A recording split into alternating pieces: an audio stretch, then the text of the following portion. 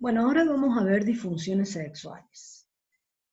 Las disfunciones sexuales se caracterizan por producirse una alteración o cambios psicofisiológicos de la respuesta sexual humana, trayendo con ello malestar y problemas interpersonales. Ahí tenemos una lista de las disfunciones sexuales que vamos a ver: trastornos del deseo sexual, trastornos de la excitación sexual, disfunción eréctil, disfunción orgásmica, eyaculación precoz, eyaculación retardada, dispareunia y vaginismo. Pero antes de que entremos a describir un poco las disfunciones sexuales, me gustaría que primero recordemos la respuesta sexual humana.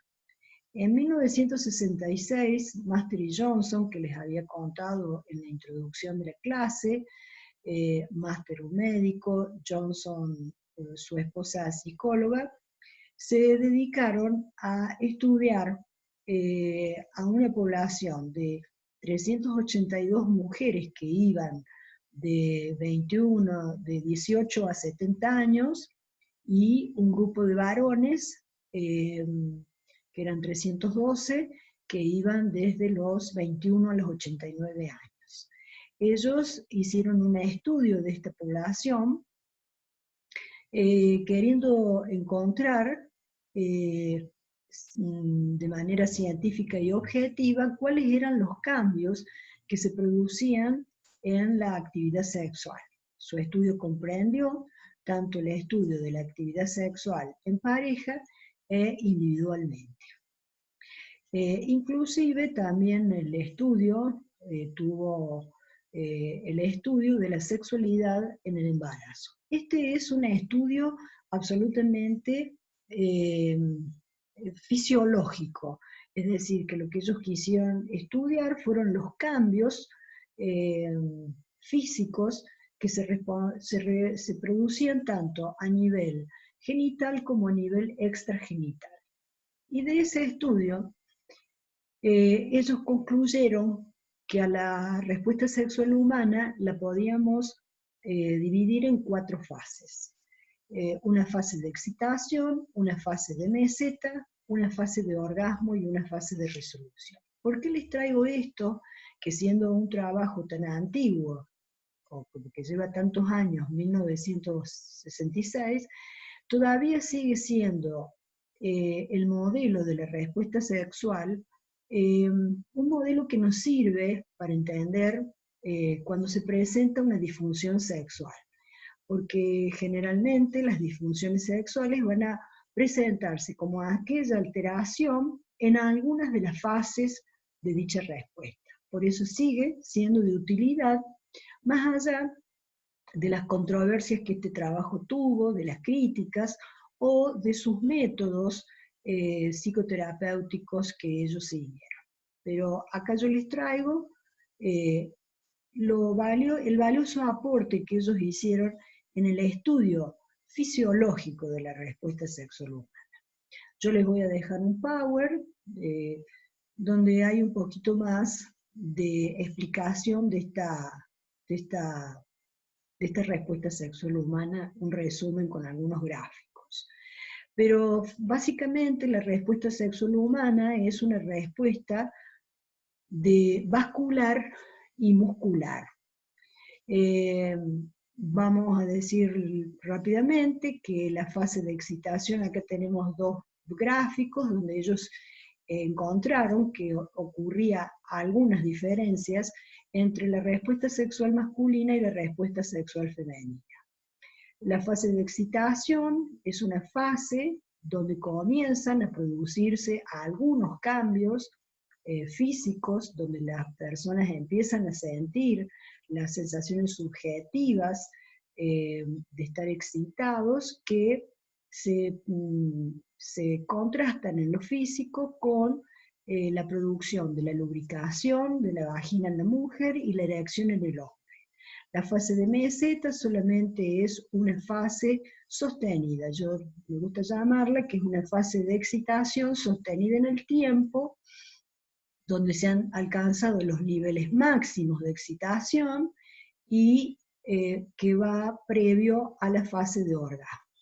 La fase de orgasmo es una fase de liberación de esa, desde el punto de vista fisiológico, lo estamos hablando, es una fase de liberación de toda esa vasocongestión y miotonía que se venía produciendo en la curva. Y luego de la fase de orgasmo viene una fase de resolución donde los órganos vuelven a su estado de reposo más lento o más rápido. Lo que les quiero mostrar, y eso lo van a ver en el Power, que en la fase de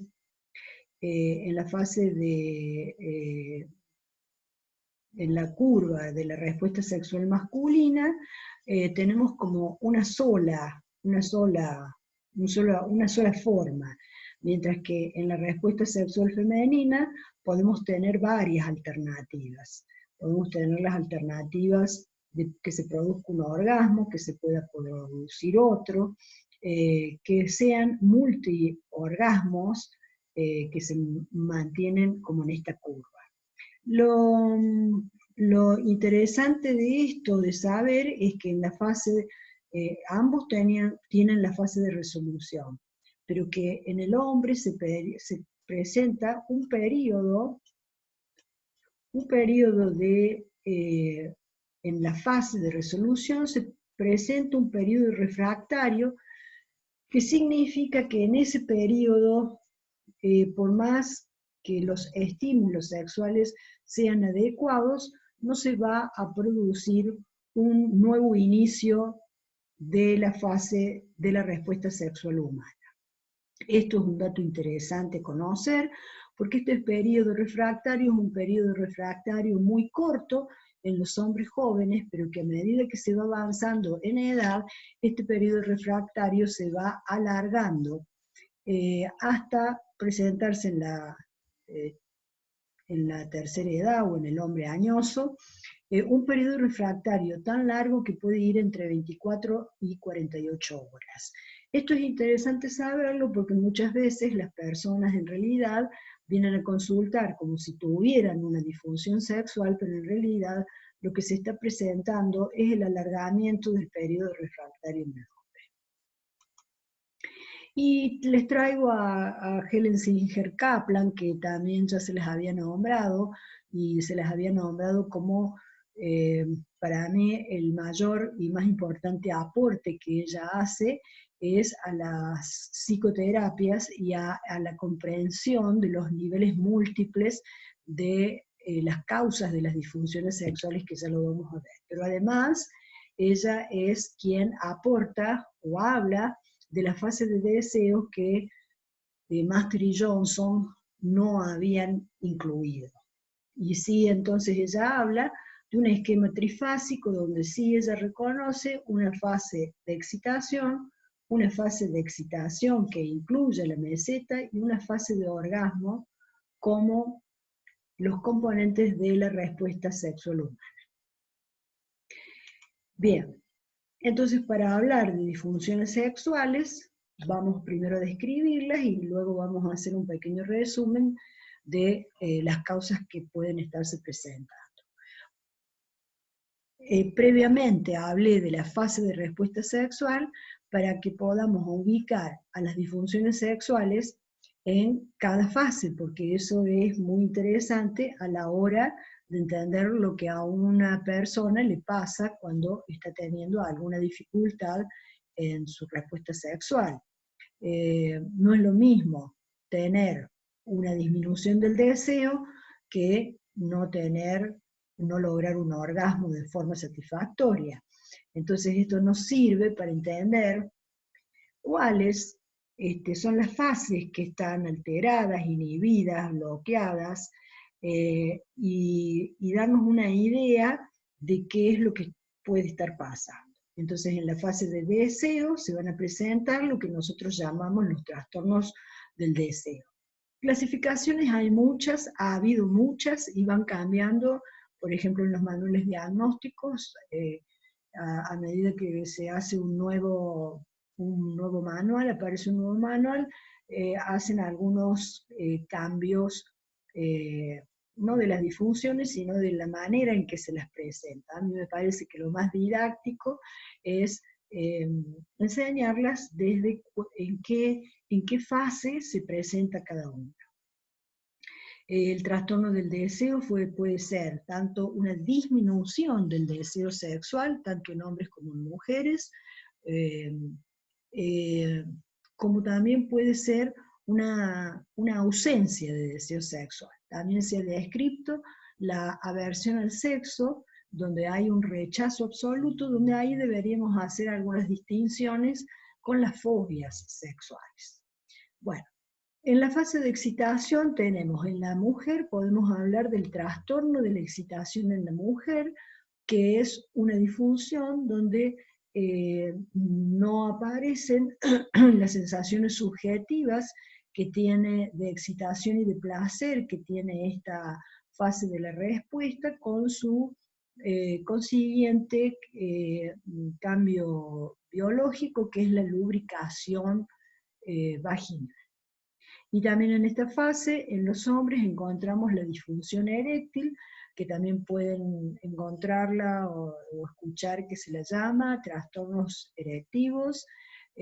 Preferimos llamarlo disfunción eréctil porque con disfunción eréctil entramos en una gama donde esa disfunción o trastorno de erección puede ir desde una falta de erección desde el inicio de la respuesta sexual, puede ser que la erección se logre y luego en la fase de meseta se pierda, puede ser que se logre y se pierda en el momento de la penetración, es decir, que hay una serie de variantes que podemos encontrar dentro de la disfunción eréctil. Dentro de la fase de orgasmo, vamos a distinguir la disfunción orgásmica en la mujer, que también en algún momento se habló de anorgasmia, también puede ser, pero también la palabra disfunción nos abarca diferentes situaciones con respecto a la problemática del orgasmo. Podemos tener mujeres que solo tienen una dificultad para alcanzar el orgasmo o en donde en realidad las mujeres se excitan, tienen un periodo de meseta, pero no son capaces de lograr el orgasmo.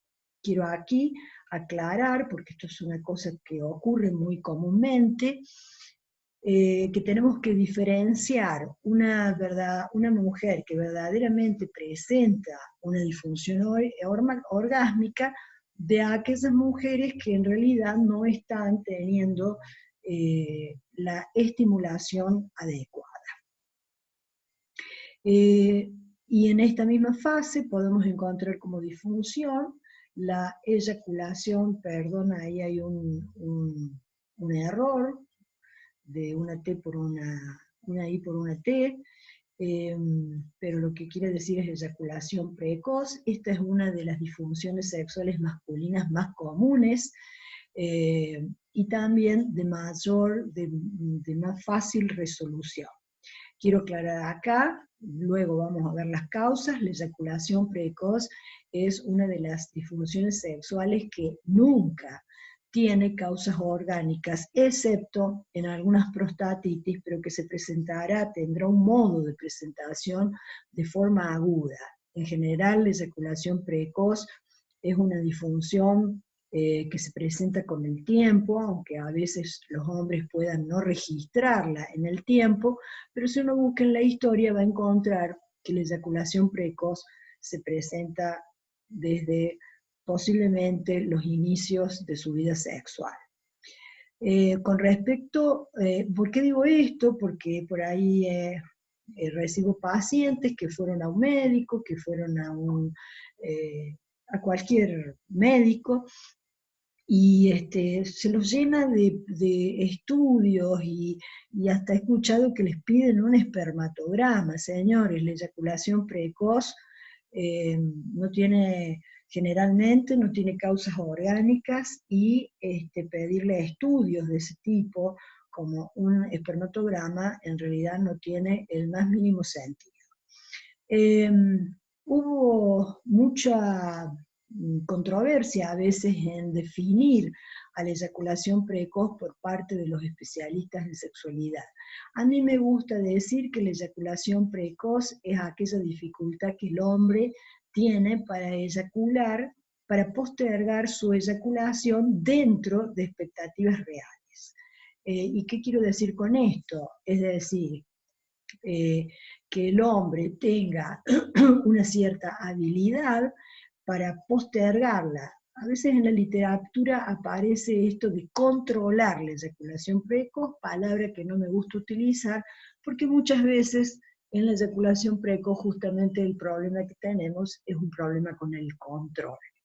Entonces sería más adecuado hablar de postergación de la eyaculación, que en realidad es un arco, es un reflejo. Bien. La eyaculación retardada también se presenta en el hombre, que es aquella dificultad o imposibilidad para lograr la eyaculación. Y luego tenemos dos trastornos que siempre en la literatura aparecen como trastornos sexuales por dolor. Uno es la dispareunia, que es el dolor ante la penetración, y a veces es un dolor que aparece